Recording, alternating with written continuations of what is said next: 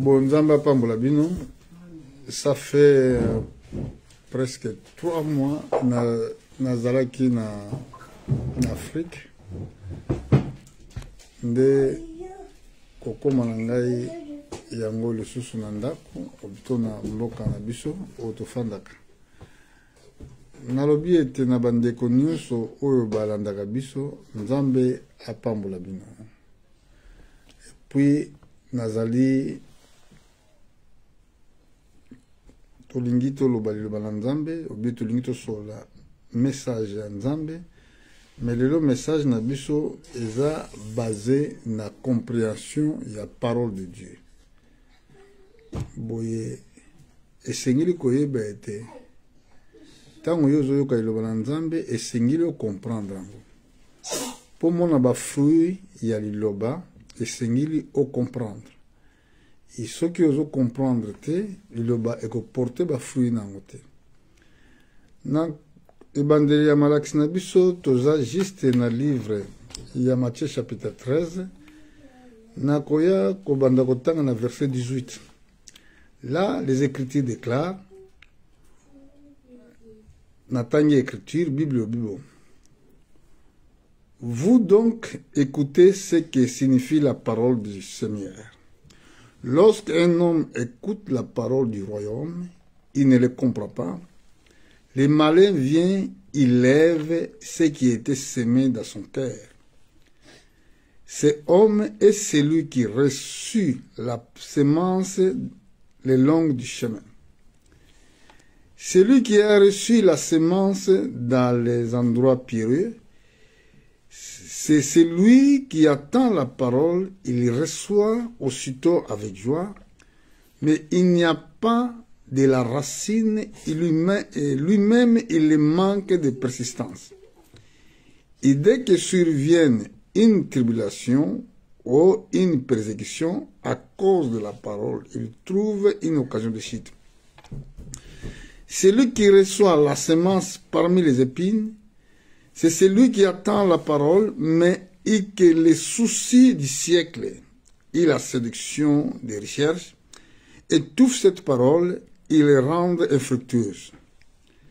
Celui qui reçut la semence de la bonne terre, c'est celui qui attend la parole, il les comprend, il porte des fruits, il gagne, il donne 100, autres 60 et autres 30. Amen. Bon, à ton moni, kolo azolobila, liloba Nzambe zali une semence. Donc, quand quelqu'un écoute la parole, il croit à cette parole, l'ilobane est sengili et porter et produire ba effet ya l'ilobane Nzambe. Yango ezali semence. Et sengili kaka tango mutazo yoka yango, tango mutazo ndima yango et produire. Mais là on voit 3 sortes, ou bien 4 sortes ya cœur. Semence eza semé nanzela esika mabele za makasi. Semence mususu ekwe na besika ya mabanga. I semence mususu ekwe na banzube. I kaka semence moko ekwe na mabele malamu. Imagine que si la terre. Eza kaka peu nombre de gens qui croient la parole de Dieu. O bazo ndima vraie parole de Dieu. Peu nombre. Parce que Yesu a expliqué à travers la parabole quand on a dit qu'il semence. Liloba na Nzambe ezali semence ya vie. Une fois que ceux qui mutazo yokango, tant mutazo ko comprendre ngo, liloba na esengili et porter fruit. Siko toko baser notre enseignement na loko ba bengi compréhension. Tango yo yoke na église, ozaka apona ko yokate, mais sengili na yo pe o comprendre mateya o bazoteya yo. Parce que soko bande ko comprendre malakse bazo laksa yo, ndena bongo okozwa foi. Et ce qu'aujourd'hui foi, la Bible dit, tout est possible, mais à celui qui croit. La foi vient à ce qu'on attend vient de la parole de Christ. Bon, on peut imaginer que quand tu ne comprends pas la parole de Dieu, na kati église, ou comme ma confusion, ou comme ma philosophie na yo, peut comme ma yele na yo. Ce qui nous demande de comprendre matière bazoteya yo, ce qui nous demande de comprendre le balanzambe, nde na bongo toko mona ba effet, ya liloba oyo yo zondima. Et c'est pour cela, lelo par la grâce de Dieu, tolingi to loblana na lelo ko ba bengi compréhension. Remarquez que bit to zondima na liloba nzambe, poto ke na ciel, poto mona nzambe, poto kota na bukonzi na nzambe, yango na véritable bit. Pe yango bit na biso ya ba déplacement na biso ba voyage missionnaire, eza po ete na mokili mobimba, bato bakoma na connaissance ya vérité.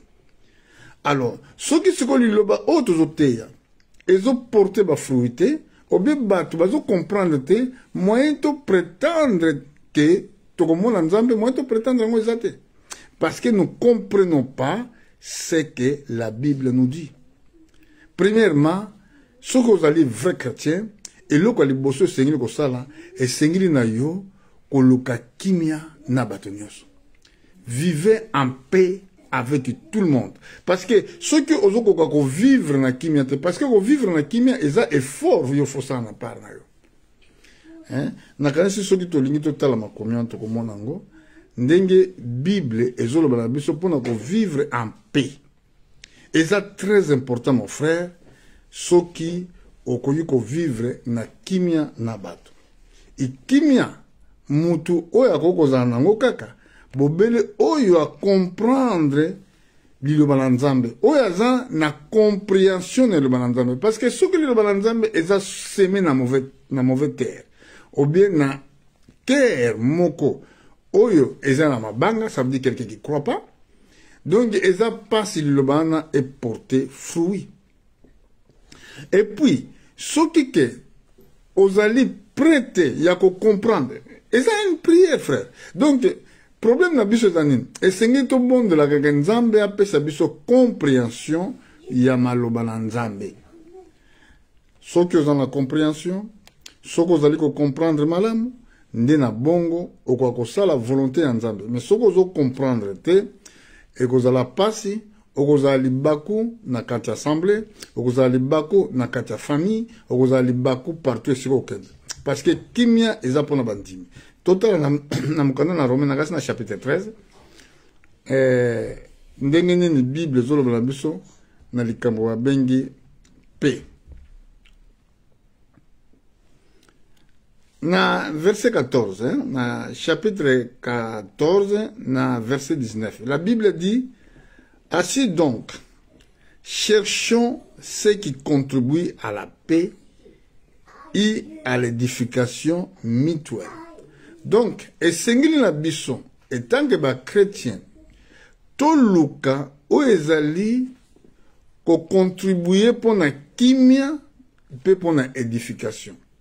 Donc, vi na biso na kat na mokili, ezo dépendre na biso te, mais ezo dépendre à celui qui nous a envoyé.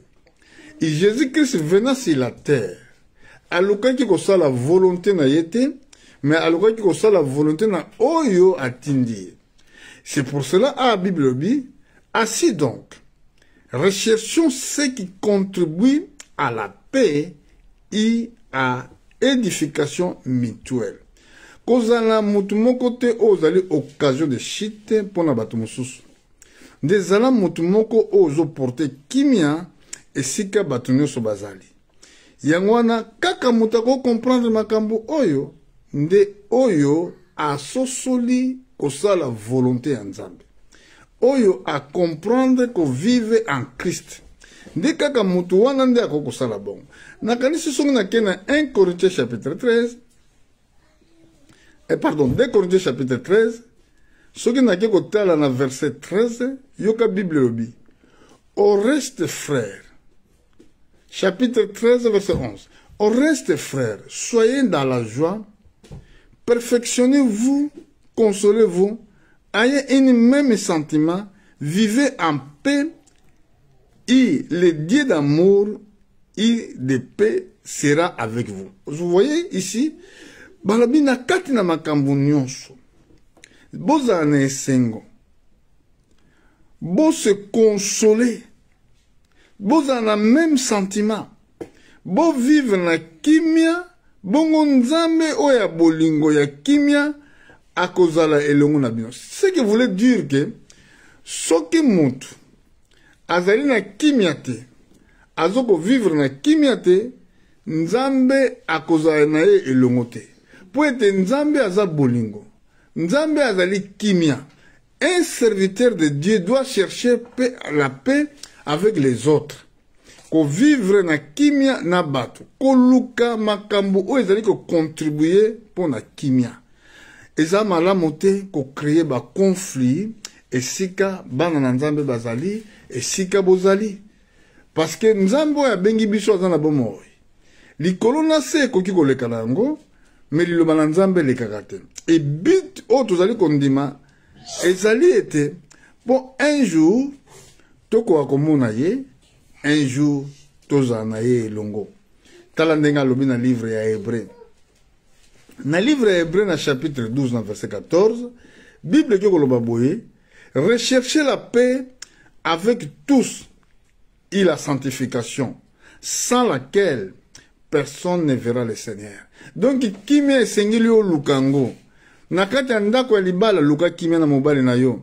Nakati ya ndako ya libala luka kimia na mwasi na yo. Luka kimia na bana na yo. Po kimia yango nezali eloko ya liboso oyo ezopesa biso accès po tozala batu moko oyo tozali vraiment basanto. Elingo bake oyo esika mbindo ko kutama te. Parce que soki bozana ba problème, bozangi kimia elingo ba boza sanctifié te. Oza mbindu. Nzambe azana yo elongo te. Mais nakozalaka na kimia na batu, nako vivre na kimia na batu, na bongo nde nzambe na kimia akozala na yo elongo. Alors, sikoyo kati na nyonso, esengeli eloko ya liboso, oza na compréhension na maloba na nzambe. Yango na kuna tozalaki na parabole ya Seigneur. Esika Yesu azolobela, azosplike biso 4 sortes ya mitema oyo tozalango na mokili. Mutema liboso eza lokola mabele esika bato baleka be eza lokola nzela. Emoni na bamboka banzela ntango bato baleka mingi ezaka mabele makasi. Donc soko seme eloko wana ekobota te. Bo mutema mosusu ezali esika neti mabanga ezali. Donc, ils ont vraiment coûté na sikate et qu'on permettre que semence soit semée et produire. Bon, ma belle moussousou, ils ont sika ba sende ezali.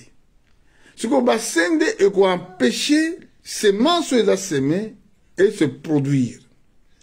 Alors, yamine nde ma belle malamu. Et sika non ma belle za malamu, soko loni kona ekobota malamu. Et vous en a problème te.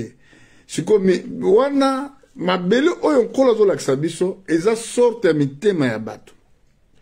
Mutema mosusu eza penza dur. Ata bateye arondima te. Ako continuer ko vivre kaka ndenge wana. Mutema mosusu eza oya mabanga. Tanga zo yoka elobana nzambe kututina moko te. Mutema mosusu ezali ke azondima elobana nzambe me baposa nzoto, baposa mokili, baposa ko s'enrichir ezo ko antufe lilobana nzambe. Me mutema mosusu oyo eza ya malamu tango ayoki lilobana nzambe ezali ko porter fruit. Yango na muto ya comprendre message oyo toteyaka ezali ke vina ye na sena moi esengeli kaka ekokana na lilobana nzambe. Soki vina yo ezo kokana lilobana nzambe te, crois moi frère, suka ya vi ya mutu nyonso na mokili awa ezali. Donc tozelaka ya liboso retour à notre Seigneur. Ya mibale eza liwa. Biloko mibale okolupe yango te. Ya liboso retour ya nkolo. Ya mibale c'est la mort physique. Biloko mibale okolupaka yango mukolo moko te ekosalemela yo. Mais crois-moi, une fois que okufi sans Jésus, oza perdu pour du bon.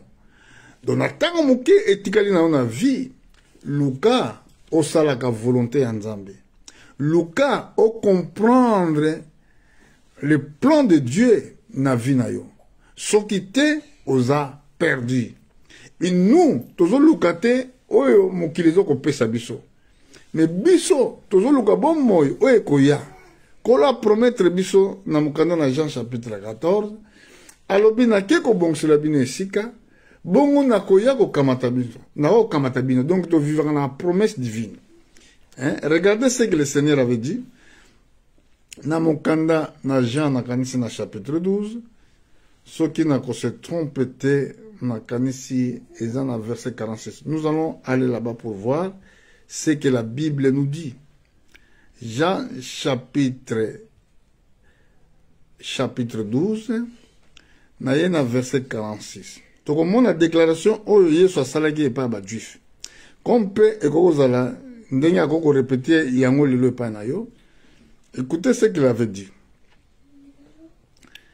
Je suis venu comme une lumière dans le monde, afin que quiconque croit en moi ne demeure pas dans les ténèbres.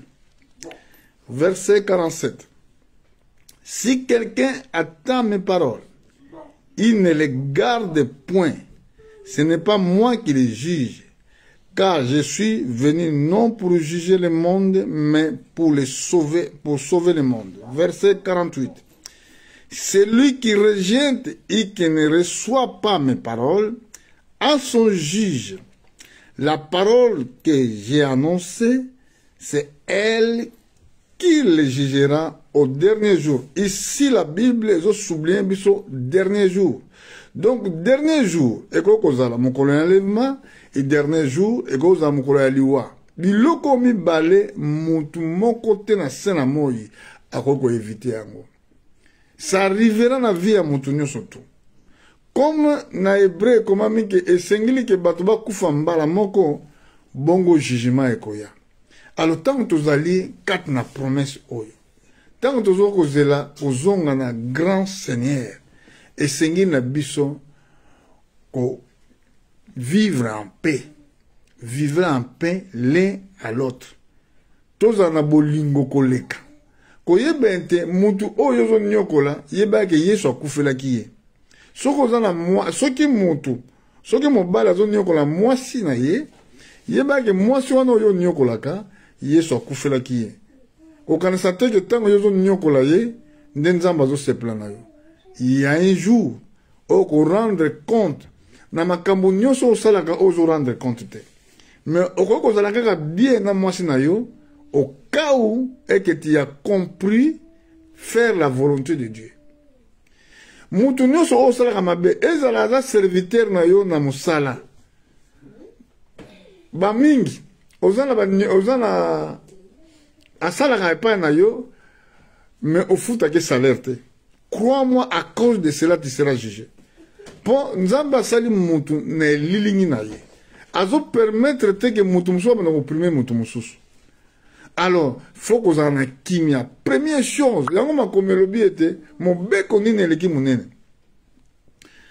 le plus grand commandement est à l'amour. Premièrement, tu aimeras le Seigneur ton Dieu de tout ton cœur, de toute ton âme et de toute ta force. Oh,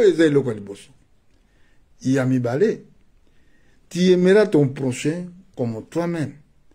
Bon, ce que yo mon aganzambete. Yo yebi nano mona nzambe boite. Pona ko lakisa ke yo linga nzambe.